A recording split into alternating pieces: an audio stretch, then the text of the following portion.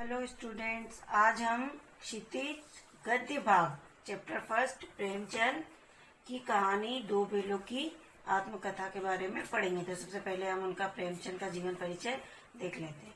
आपको इसकी कॉपी अलग बनानी है गद्य भाग की, जिसमें आपको कवि परिचय भी लिखना है, मतलब लेखक परिचय भी लिखना है, और सिर्फ इसके क्वेश्चन आंसर्स लिखने हैं। तो देखिए, सबसे पहले इनका जीवन परिचय। प्रेमचंद का जन्म 1880 में बनारस के लमही गांव में हुआ। उनका मूल यानी मुख्य नाम मेन जो था धनपत राय। प्रेमचंद का बचपन अभावों में बीता, मतलब इनकी जो आर्थिक स्थिति थी वो बहुत गरीब थी, और इन्होंने कैसे तैसे करके बीए तक शिक्षा पाई, और उसके बाद इन्होंने शिक्षा विभाग में नौकरी की। परंतु असहयोग आंदोलन, जब हमारा देश पर अंग्रेजों का शासन था और जब आंदोलन चल रहे थे, तो उस समय इन्होंने असहयोग आंदोलन में भाग लेने के लिए अपनी नौकरी तक छोड़ दी और लेखन कार्य के प्रति पूरी तरह समर्पित हो गए, मतलब लिखने के लिए। सन 1936 में इस महान कथाकार का देहांत हो गया। ये प्रेमचंद की रचनाएं हैं, और इनकी जो मानसरोवर है खास, वो 8 भागों में संकलित है। इनकी रचनाएं बहुत ही मुख्य है, और अधिकतर क्वेश्चन आता भी है कि प्रेमचंद की मुख्य रचनाओं के नाम लिखिए। हंस जागरण, माधुरी, ये इनकी मुख्य पत्रिका है। उसके अलावा साहित्य के अतिरिक्त प्रेमचंद ने निबंध, अन्य प्रकार का गद्य लेखन भी अत्यधिक मात्रा में लिखा। प्रेमचंद साहित्य को सामाजिक परिवर्तन का सशक्त माध्यम मानते थे, मतलब कि समाज में परिवर्तन लाने के लिए लड़ाई करना या हथियार उठाना ही जरूरी नहीं है। प्रेमचंद जी ने अपनी लेखन शैली से भी समाज में परिवर्तन लाने की कोशिश की है, और वो भी उसको एक मुख्य सशक्त यानी शक्तिशाली साधन मानते थे। उन्होंने जिस गांव और शहर के परिवेश को देखा, मतलब वहाँ के वातावरण को देखा और जिया, उसकी अभिव्यक्ति उनके कथा साहित्य में मिलती है। मतलब जो भी कहानियां, निबंध, रचनाएं इन्होंने लिखी है, तो जिस गांव में ये पले बड़े, वहाँ का वातावरण देखा, जैसा जीवन इन्होंने जिया, वो सब बातें, वो सब अनुभव इनके लेखन में मिलते हैं। किसानों और मजदूरों की दयनीय स्थिति, दलितों का शोषण, दलित यानी निम्न वर्ग का शोषण, समाज में स्त्री की दुर्दशा और स्वाधीनता आंदोलन आदि उनकी रचनाओं के मूल विषय। मतलब जितनी भी इन्होंने रचनाएं की, उन रचनाओं में मुख्य रूप से यही विषय होते हैं कि किसानों और मजदूरों के बारे में बताते हैं। वो दलितों का शोषण आता है, उसके खिलाफ वो आवाज उठाते हैं। समाज में जो स्त्री की दुर्दशा होती है, उसके बारे में वो अपने साहित्य में लिखते हैं। मतलब इनके साहित्य में जितने भी इन्होंने लिखे हैं गद्य पद्य में, उनमें मेन टॉपिक यही रहते हैं। प्रेमचंद के कथा साहित्य का संसार बहुत व्यापक है, बहुत बड़ा है। उसमें मनुष्य ही नहीं, पशु पक्षियों को भी अद्भुत आत्मीयता मिली है। मतलब इन्होंने अपने साहित्य में जो भी लिखा है, निबंध, उपन्यास, जो भी लिखी है, कविता, कहानी, कथा, उसमें मनुष्यों को तो स्थान दिया ही है, साथ में साथ पशु पक्षियों को भी स्थान मिला है। उनके प्रति भी इनका प्रेम प्रकट हुआ है। बड़ी से बड़ी बात को सरल भाषा में, बड़ी बात को सीधे सरल शब्दों में कहना, ये इनके साहित्य की मुख्य विशेषता रही है। इनकी भाषा सरल, सजीव एवं मुहावरेदार है, तथा इन्होंने लोक प्रचलित यानी ऐसे शब्दों का प्रयोग किया है जिसका मतलब सामान्य से सामान्य व्यक्ति भी सीधा सरल अर्थ निकाल सके। मतलब सभी जानते हो ऐसे शब्दों का अर्थ कुशलता पूर्वक किया है। ये तो प्रेमचंद के बारे में था। इनका जीवन परिचय आपको कॉपी में लिखना है और उसे लर्न भी करना है। अधिकतर परीक्षा में जीवन परिचय आता है, और प्रेमचंद का तो मुख्य रूप से आता ही है। हमने शायद 8th में भी पढ़ा था। अब आता है इनकी जो कहानी है, ये दो बेलों की, तो इसका संक्षिप्त जान लीजिए आप।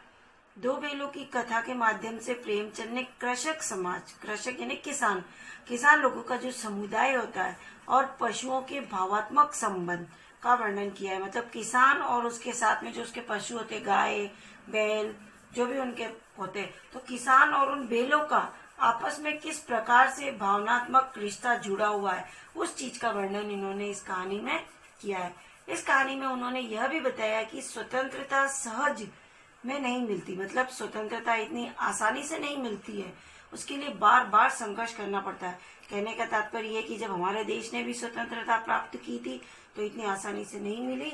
उसके लिए भी कई लोगों ने अपना त्याग और बलिदान किया, तब जाकर आज हमें स्वतंत्र भारत की तस्वीर हमारे सामने उभर कर आई है।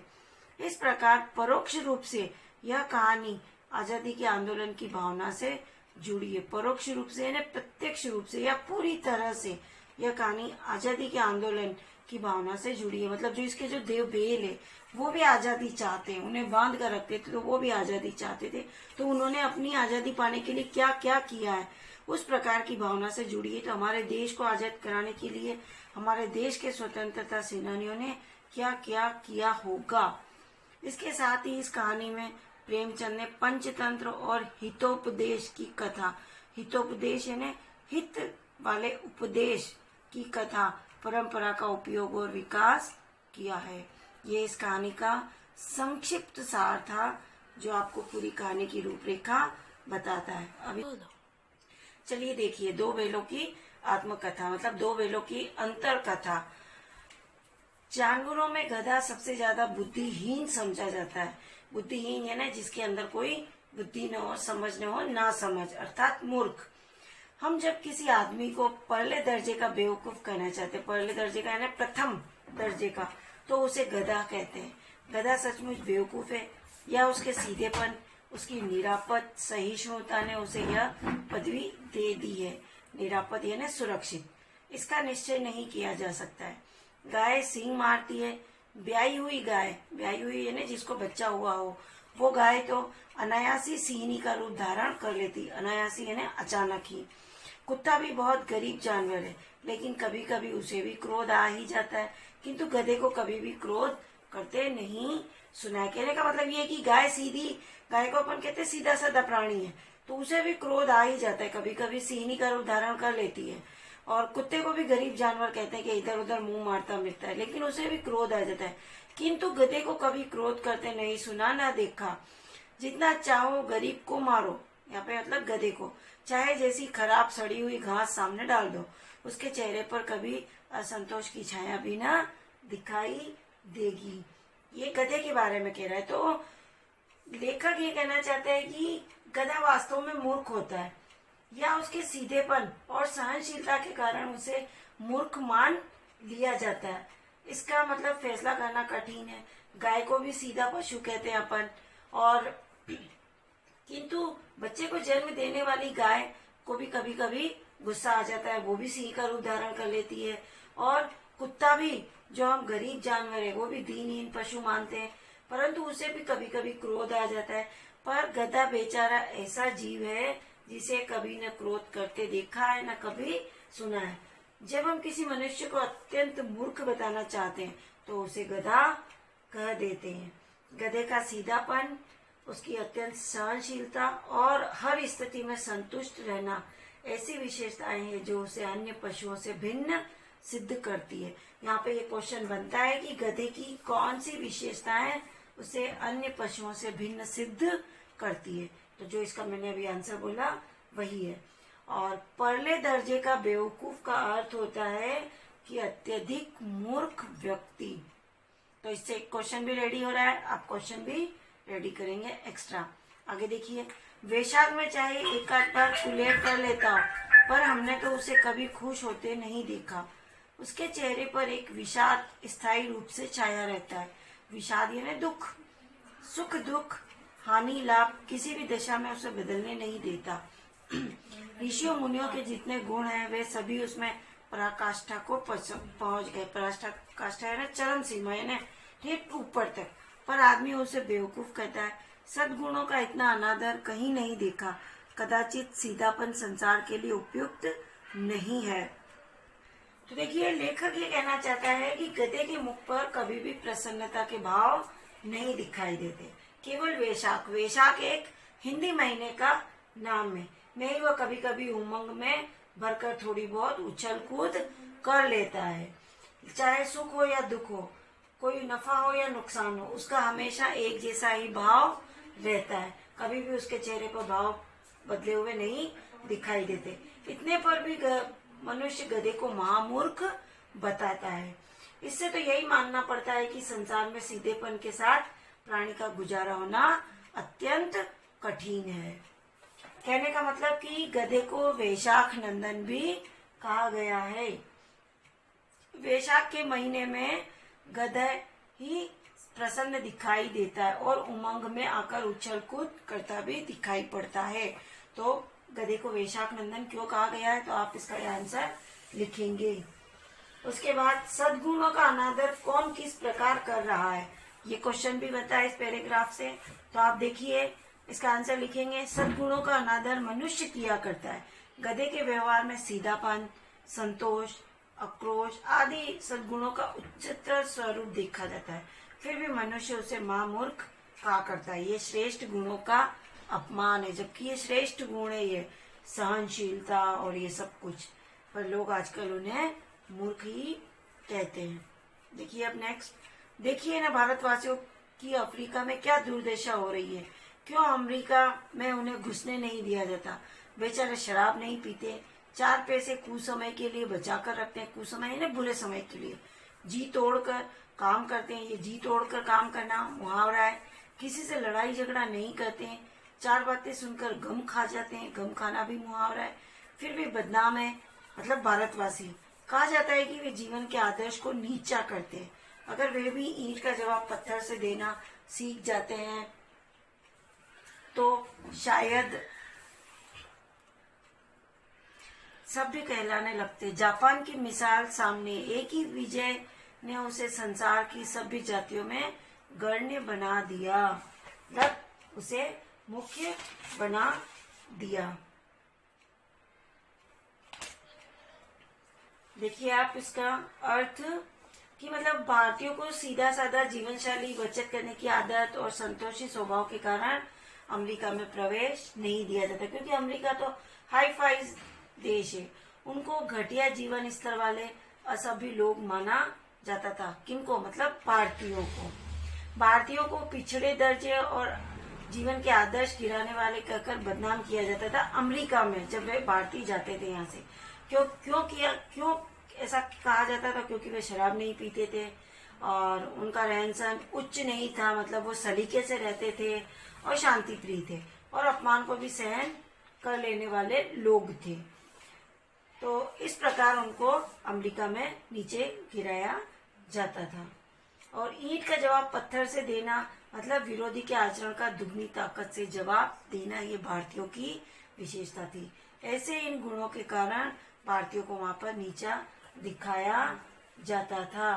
तो ये क्वेश्चन बन सकता है इसमें कि भारतीयों की बदनामी किस कारण थी और भारतीयों को अमेरिका में क्यों नहीं घुसने दिया जाता था। ये 2 क्वेश्चन इस पैराग्राफ में से रेडी हो सकते हैं। आगे देखिए, लेकिन गधे का एक छोटा भाई और भी है जो उससे कम ही गधा है, और वह है बेल। जिस अर्थ में हम गधे का प्रयोग करते हैं, अभी तक तो हम गधे की विशेषता बता रहे थे कि भाई गधे को गधा क्यों कहते हैं या गधे की क्या खासियत है। अब उसका एक छोटा भाई, मतलब जो बेल अपन नहीं कहते निरा बेल है, मतलब बेल को भी एक मूर्ख की श्रेणी में ही रखा जाता है। जिस अर्थ में हम गधे का प्रयोग करते हैं, कुछ उससे ही मिलते जुलते अर्थ में बछिया के ताऊ का भी प्रयोग करते हैं।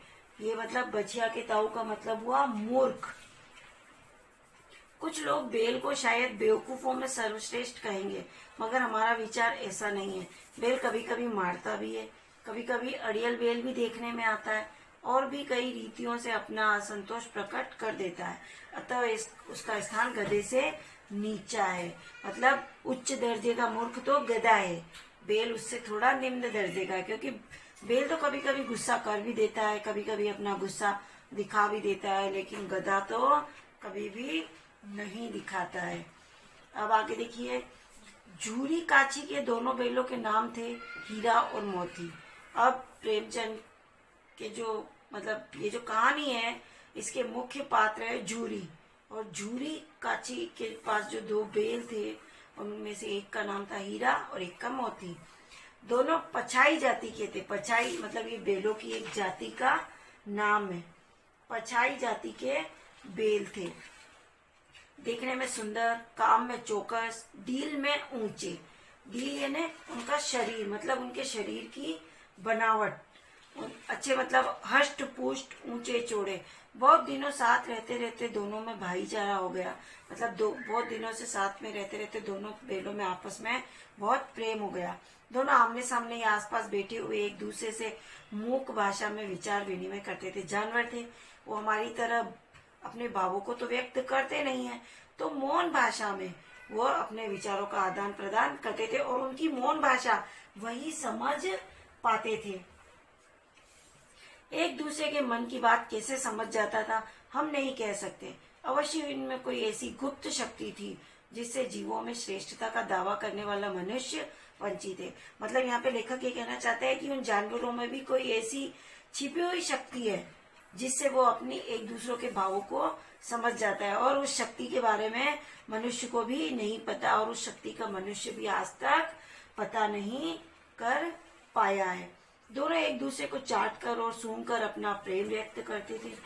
कभी कभी दोनों सींग भी मिला लिया करते थे, विग्रह के नाते से नहीं, केवल विनोद के भाव से। विग्रह यानी अलग अलग होने के भाव से नहीं, बल्कि हंसी मजाक के भाव से, आत्मीयता के भाव से। जैसे दोनों में घनिष्ठता होते ही धोल धप्पा होने लगता था। धोल धप्पा होना यानी स्नेहवश एक दूसरे को चपत लगाना, मतलब एक दूसरे को हिलाना डुलाना या धक्के देना। इसके बिना दोस्ती कुछ फुसफुसी, कुछ हल्की सी रहती, जिस पर ज्यादा विश्वास नहीं किया जा सकता था। तो देखिए इस पैराग्राफ, मतलब ये पैराग्राफ तो इजी है, वैसे इसमें क्वेश्चन बन सकता है झूरी काची के बेलों में क्या विशेषताएं थी, तो ये अभी ऊपर वाले पैराग्राफ में गया है। हीरा मोती में कौन सी गुप्त शक्ति थी जो मनुष्य में नहीं है, तो वो भी यहाँ पर है। हीरा मोती द्वारा आपस में प्रेम प्रकट करने का ढंग क्या था, और दोनों दोस्ती फुसफुसी कब रहती थी। इस प्रकार से आप प्रत्येक पैराग्राफ से क्वेश्चन बनाएंगे और उनके आंसर लिखेंगे। तो आप इससे इस तरह के क्वेश्चन बनाइए। आगे देखिए, जिस वक्त ये दोनों बैल हल या गाड़ी में जोत दिए जाते थे और गर्दन हिला हिला कर चलते, उस वक्त हर एक की यही चेष्टा होती थी कि ज्यादा से ज्यादा बोझ मेरी ही गर्दन पर रहे। मतलब दोनों बैलों में से दोनों बैल ये चाहते थे कि ज्यादा बोझ मेरी गर्दन पर रहे, क्योंकि दोनों में घनिष्ठ मित्रता थी। दोनों एक दूसरे को तकलीफ नहीं देना चाहते थे, ये उनका मतलब एक आपस में कनेक्शन था। दिन भर के बाद दोपहर या संध्या को दोनों खुलते तो एक दूसरे को चाट चूट कर अपनी थकान मिटा लिया करते थे। ये उनका मूक प्रेम था। नांद में खली भूसा पड़ जा, नांद मतलब एक ऐसा बर्तन है जिसमें जानवरों के लिए खली और भूसा रखा जाता था। पड़ जाने के बाद दोनों साथ उठते, साथ नांद में मुंह डालते और साथ ही बैठते। मतलब कहने का दोनों साथ ही खाते थे। एक मुंह हटा लेता तो दूसरा भी हटा लेता था। उन दोनों में इतना घनिष्ठ प्रेम था। संयोग की बात, जूरी ने एक बार गोई को ससुराल भेज दिया। जूरी यानी उन बेलों का मालिक भेज दिया। बेलों को क्या मालूम वे क्यों भेजे जा रहे हैं, समझे मालिक ने हमें बेच दिया। अपना यो बेचा जाना उन्हें अच्छा लगा या बुरा कौन जाने, पर जूरी के साले गया को घर तक गोई ले जाने में दांतों पसीना आ गया। दांतों पसीना आ गया मतलब ये मुहावरा है। मतलब कहने का कि जूरी ने एक बार गोई यहाँ पे बेल के लिए आया है। दोनों बेलों को अपने ससुराल भेज दिया और उन बेलों को लगा कि शायद जूरी ने हमें बेच दिया है। उनको ये नहीं मालूम कि क्यों भेजे जा रहे हैं, और इस तरह से बेचा जाना उन्हें बिल्कुल भी अच्छा नहीं लगा। तो पीछे से, और जूरी को मतलब उस जूरी का जो साला था गया, उसको इन दोनों बेलों को ले जाने में पसीना आ गया अपने घर तक, क्योंकि बेल जाना नहीं चाहते थे जूरी को छोड़कर। पीछे से हाँकता तो दोनों दाएं बाएं भागते, पगहिया पकड़कर आगे से खींचता तो दोनों पीछे को जोर लगाते। मतलब ये बेल जो है जूरी के साले को इतना तंग कर रहे थे। जूरी का साला जूरी के घर से अपने घर उन दोनों बेलों को ले जा रहा था। मारता तो दोनों सिंग नीचे करके हुंकारते, मतलब उसको गया को डराते। अगर ईश्वर ने उन्हें वाणी दी होती तो जूरी से पूछते, तुम हम गरीबों को क्यों निकाल रहे हो। मतलब भगवान ने इन जानवरों को अगर हमारे जैसा बोलने के लिए वाणी दी होती तो ये दोनों बैल सबसे पहले जूरी से पूछते कि तुमने हम गरीबों को उनके यहाँ क्यों भेज दिया? हमने तो तुम्हारी सेवा करने में कोई कसर नहीं उठा रखी। ये सब मतलब भाव उन दोनों बेलों के अंतर मन में चल रहे हैं। अगर इतनी मेहनत से काम न चलता तो और हम काम ले लेते। हमें तो तुम्हारी चाकरी में मर जाना कबूल था। हमने कभी दाने चारे की शिकायत नहीं की। तुमने जो कुछ खिलाया वह सिर झुकाकर खा लिया। फिर तुमने हमें इस जालिम के हाथ क्यों बेच दिया? मतलब जूरी ने अपने दोनों बेल अपने सालों को दे दिए। तो ये दोनों बेल अपने अंतर मन के भावों को व्यक्त कर रहे हैं कि हमसे ऐसी क्या गलती हुई जो जूरी ने हमें बेच दिया। हम तो जूरी के प्रति पूरी तरह से वफादार थे। वो जैसा रख रहा था, जैसा कर रहा था, हम बिल्कुल उसमें खुश थे और हमने जूरी की यहाँ ही मर मिटने की कसम खा रखी थी। फिर अब उसने हमें इस जालिम के हाथों क्यों बेच दिया? जालिम यहाँ पे गया को मतलब उसके साले को कहा गया है। संध्या समय दोनों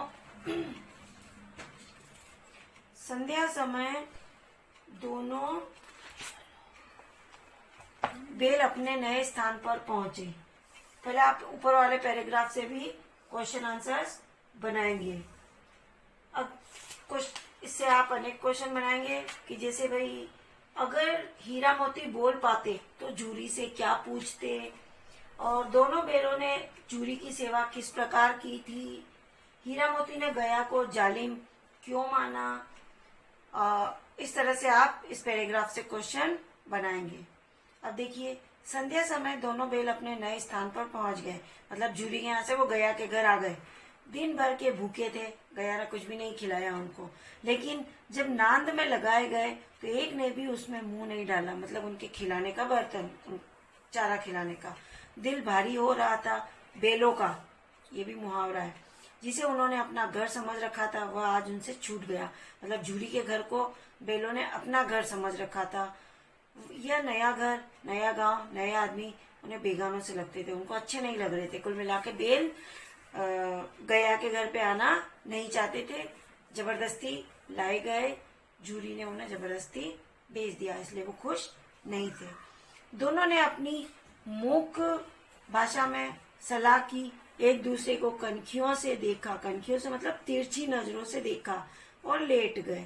मतलब सो गए, भूखे ही सो गए, कुछ भी नहीं खाया। जब गांव में सोता पड़ गया तो दोनों ने जोर मारकर पगे तुड़ा डाले। सोता पड़ गया मतलब एक बार काल पड़ गया, तो दोनों ने जोर मारकर पगे तुड़ा डाले। मतलब उन्होंने जो पग में वो बांध रखे थे उनके पाँव में, ये लोहे की जंजीरें और ये जानवरों को बांध के रखते हैं ना, ये तो दोनों ने तुड़ा डाला और घर की तरफ चल पड़े। पगे बहुत मजबूत थे, अनुमान न हो सकता था कि कोई बेल उन्हें तोड़ सकता, पर इन दोनों में इस समय दूनी शक्ति आ गई थी। एक एक झटके में रस्सियां टूट गई। मतलब इन्होंने कुछ भी नहीं खाया था और इतने मतलब थके हुए थे, लेकिन इनके अंदर यहाँ से भाग जाने का जो जोश था और अपने मालिक के घर जाने का जो इनके अंदर पावर था, उसको इन्होंने देखते हुए इतनी मजबूत रस्सियों को भी इन्होंने तोड़ लिया। मतलब पूरा गांव जब सो गया था। देखिए, जूरी प्रातःकाल सोकर उठा तो देखा कि दोनों बैल चरनी पर खड़े हैं। चरनी यानी चरने वाली जगह पर, जहाँ पर जानवर चरते हैं, चरनी पर खड़े हैं। दोनों की गर्दनों में आधा आधा गराव लटक रहा था, घुटने तक पांव कीचड़ से भरे हैं और दोनों की आंखों में विद्रोहमय स्नेह झलक रहा था। मतलब गराव लटक रहा था, मतलब गराव यानी ये गले का जो ये होता है ना इनके, मतलब जब वो भूखे रहते हैं या वो बैल मतलब अधिक थक जाते हैं तो उनके जो ये चमड़ी लटकती रहती है ना, ये वाली, और उनके पांव कीचड़ से भरे थे और दोनों की आंखों में विद्रोह मतलब विद्रोह वाला स्नेह झलक रहा था। जूरी बेलों को देखकर स्नेह से गदगद हो गया और दौड़कर उन्हें गले लगा लिया। प्रेमालिंगन और चुम्बन का वह दृश्य बड़ा ही मनोहर था। घर और गांव के लड़के जमा हो गए और तालियां बजा बजा कर उनका स्वागत करने लगे। कहने का मतलब गया के यहाँ से बेल भागकर आ गए और वापस जूरी के घर पर आ गए। गांव के इतिहास में यह घटना अभूतपूर्व न होने पर भी महत्वपूर्ण थी। बाल सभा ने निश्चय किया दोनों पशु वीरों को अभिनंदन पत्र देना चाहिए। बाल सभा ने बच्चों के ग्रुप ने कोई अपने घर से रोटियां लाया, कोई गुड़, कोई चोकर, कोई भूसी। मतलब वो बेल वापस जूरी के घर पर आ गए थे और जो उनके पांव कीचड़ में भरे हुए थे और ये थे ना, तो वो मतलब इतनी दूर से भाग भाग कर आए ना, इस वजह से उनका ऐसा हाल हो रहा था। तो यहाँ पर आप क्वेश्चन बना सकते हैं कि जूरी ने सवेरे उठने पर बेलों को किस रूप में देखा, बेलों को देखकर जूरी ने क्या किया, बच्चों ने बेलों का स्वागत किस प्रकार किया और विद्रोहमय स्नेह का अभिप्राय क्या है। इस प्रकार से आप क्वेश्चन बना सकते हैं। एक बालक ने कहा, ऐसे बेल किसी के पास न होंगे। दूसरे ने समर्थन किया, इतने दूर से दोनों अकेले चले आए। मतलब वो बेल जब गया के यहाँ से भागकर जूरी के यहाँ आ गए तो उन बेलों को देखकर बच्चों ने आपस में इस तरह से बात की। तीसरा बोला, बेल नहीं है, वे उस जन्म के आदमी हैं। इसका प्रतिवाद करने का किसी को साहस न हुआ। प्रतिवाद करना मतलब इस बात का विरोध करने का साहस किसी का नहीं हुआ। जूरी की स्त्री ने बेलों को द्वार पर देखा तो जल उठी, बोली, कैसे नमक हराम बेल है कि एक दिन वहां काम न किया, भाग खड़े हुए। उसको तो गुस्सा आएगा क्योंकि उसके भाई के वहां गए थे बेल और वहां से भागकर आ गए, इसलिए जूरी की स्त्री उन बेलों पर अपना क्रोध निकाल रही थी और उन्हें नमक हराम कह रही थी कि वो क्योंकि वहां पर काम नहीं किया। और बेल जूरी से बहुत प्रेम करते थे, इसलिए वो वहां से आ गए। जूरी अपने बेलों पर यह आक्षेप न सुन सका, नमक हराम क्यों है, चारा दाना न दिया होगा तो क्या करते। अब ये जूरी अपनी पत्नी से कह रहा है ऐसी बात। स्त्री ने रोब के साथ कहा, बस तुम ही तो बेलों को खिलाना जानते हो, और तो सभी पानी पिला पिला कर रखते हैं। अब दोनों पति पत्नी आपस में लड़ने लगे। जूरी ने चिढ़ाया, चारा मिलता तो क्यों भागते। स्त्री चिड़ी, भागे इसलिए कि वे लोग तुम जैसे बुद्धुओं की तरह बेलों को सहलाते नहीं है, खिलाते हैं तो वो रगड़ कर जोतते भी हैं। भाई जूरी की पत्नी ये कहना चाहती है कि जिस तरह से जूरी इन बेलों को प्यार से रखता है, उनको सहलाता है, उनको खिलाता पिलाता है, तो एक लिमिट में उनसे काम लेता है। और उसकी पत्नी ये कहना चाहती है कि दूसरे लोग इन बेलों को तुम्हारी तरह प्यार से पुचकारते पुचकारते नहीं है, जितना खिलाते हैं उससे कई गुना इनसे काम भी लेते हैं, ऐसा उसकी पत्नी कहना चाहती है। ये दोनों ठहरे कामचोर, भाग निकले। अब देखो कहाँ से खली और चोकर मिलता है, सूखे भूसे के सिवाय कुछ न दूंगी, खाए चाहे मरे।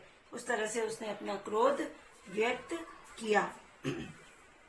वही हुआ, मजूर को कड़ी ताकीद कर दी गई कि बेलों को खाली सूखा भूसा दिया जाए। बेलों ने नाम में मुंह डाला तो फीका फीका, न कोई चिकनाहट न कोई रस। क्या खाए, आशा भरी आंखों से द्वार की ओर ताकने लगे कि शायद कुछ अच्छा मिल जाए। पहले तो अच्छा दे रहे थे, लेकिन वहां भेज दिया गया के पास, फिर वहां से ये भाग के आ गए तो जूरी की पत्नी नाराज, इसलिए उसने कुछ दिया नहीं। जूरी ने मजूर से कहा, मजूरी ने मजदूर यहाँ पर, थोड़ी सी खली क्यों नहीं डाल देता बे, मालकिन मुझे मार ही डालेगी। चुरा कर डाला न दादा, पीछे से तुम भी उन्हीं की सी कहोगे। मतलब मजदूर ने भी मना कर दिया कि मैं नहीं डालूंगा, मालकिन के कहे बगैर, मालकिन मुझे डांटेगी और मालकिन के सामने तुम भी मुझे डांटोगे क्योंकि तुम भी मालकिन से डरते हो। सेकेंड पार्ट देखते हैं अपन। फर्स्ट पार्ट कंप्लीट हो गया है, जिसमें जूरी ने अपने बेलों को अपने साले के घर भेज दिया था और वो वहां से भागकर आ गए और जूरी की पत्नी उन पर अपनी नाराजगी व्यक्त कर रही है। अब सेकेंड पार्ट में देखिए, दूसरे दिन जूरी का साला फिर आया और बेलों को ले चला। अब की उसने दोनों को गाड़ी में जोता। पहले तो वो पैदल चला कर ले गया था तो उसको पसीना आ गया था, अब की बार गाड़ी में ले गया। 2-4 बार मोती ने गाड़ी को सड़क की खाई में गिराना चाहा, पर हीरा ने संभाल लिया। वह ज्यादा सहनशील था और मोती ज्यादा क्रोधी स्वभाव का था। संध्या समय घर पहुंचकर उसने दोनों को मोटी रस्सियों से बांधा और कल की शरारत का मजा चखाया। फिर वही सूखा भूसा डाल दिया, अपने दोनों बेलों को खली चूनी सब कुछ दी। मतलब गया के जो पहले 2 पुराने बेल थे ना, उसको सब कुछ दिया, खली और चूनी। और जो जूरी के यहाँ से जो 2 बेल लाया था, इनको केवल सूखा भूसा दिया और डाल दिया, और अपने वाले बेलों को उसने सब कुछ दिया। अब दोनों बेलों का ऐसा अपमान कभी न हुआ था। जूरी इन्हें फूल की छड़ी से भी न छूता था और गया ने तो उन्हें पीट पीट कर उनका बुरा हाल कर दिया। उसकी टिटकार पर दोनों उड़ने लगते थे, मतलब जानवरों की ध्वनि पर। यहाँ मार पड़ी, आज सम्मान की व्यथा तो थी, उस पर मिला सूखा भूसा। एक तो गया ने उसको मारा, पीटा और ऊपर से सूखा भूसा। नान की तरफ आंखें तक न उठाई, उन दोनों बैलों ने कुछ भी नहीं खाया। दूसरे दिन गया ने बैलों को हल में जोता, पर इन दोनों ने जैसे पांव न उठाने की कसम खा ली थी। वो मारते मारते थक गया, पर दोनों ने पांव न उठाया। एक बार जब उस निर्दयी ने हीरा की नाक पर खूब डंडे जमाए, तो मोती का गुस्सा काबू में बाहर हो गया। हल लेकर भागा। हर रस्सी, जुआ, जोत सब टूट टाट कर बराबर हो गया।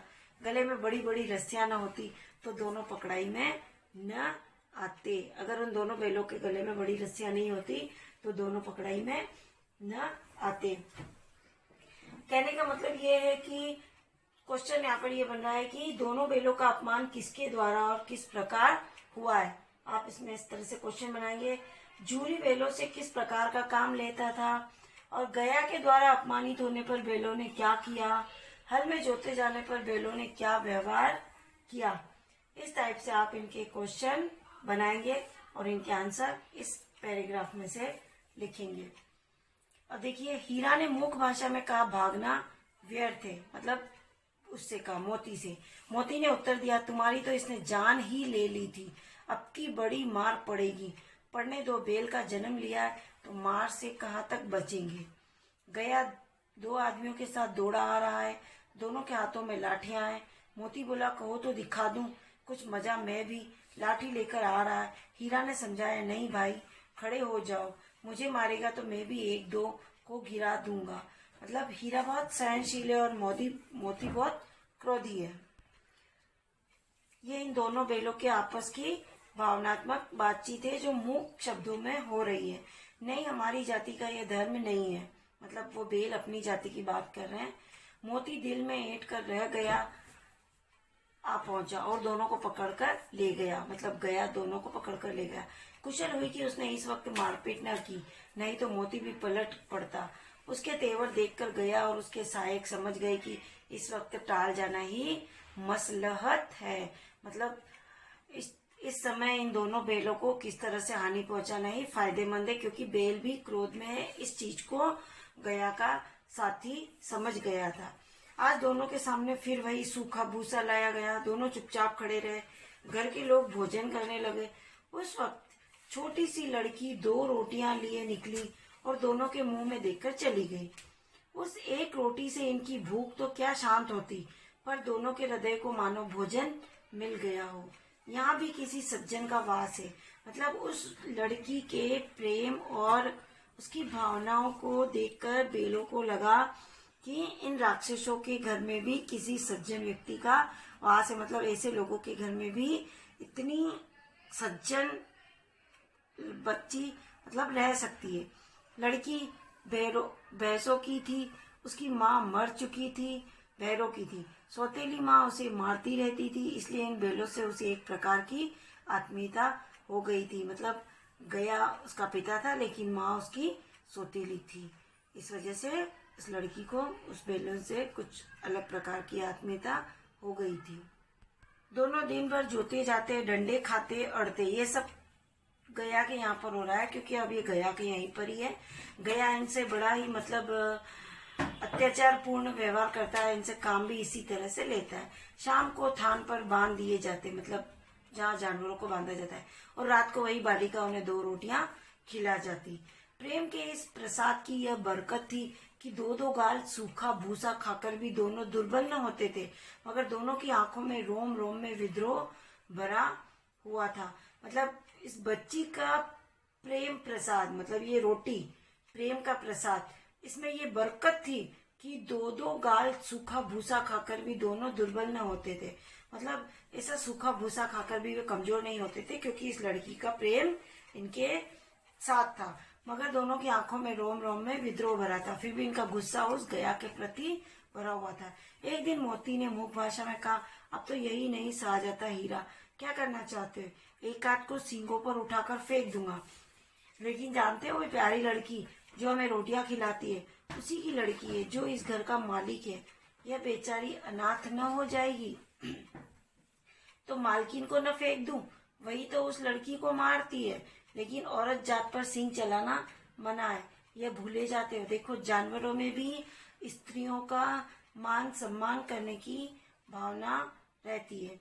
तुम तो किसी तरह निकलने ही नहीं देते। बताओ, तुड़ाकर भाग चले? हाँ, यह मैं स्वीकार करता हूँ, लेकिन इतनी मोटी रस्सी टूटेगी कैसे? इसका एक उपाय है, पहले रस्सी को थोड़ा सा चबा लो, फिर एक झटके में जाती है।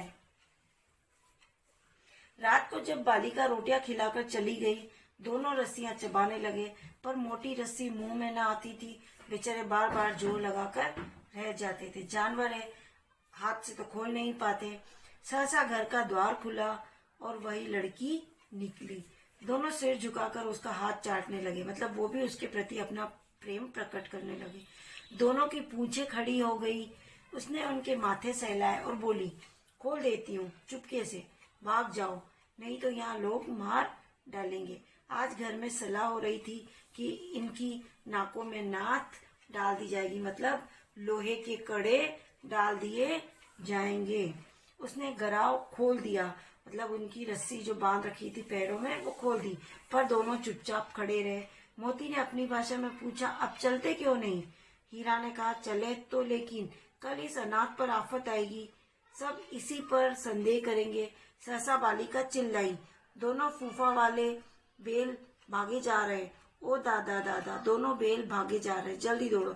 मतलब वो अपने पिताजी को बुला रही है और फूफा वाले बेल मतलब झूरी के लिए कह रही है कि झूरी के यहाँ से जो दोनों बेल लाए वो भागे जा रहे, ताकि ये इल्जाम बालिका पर भी न आए और बेल भी यहाँ से चले जाए, क्योंकि वो बेल के मनोभावों को समझ चुकी थी।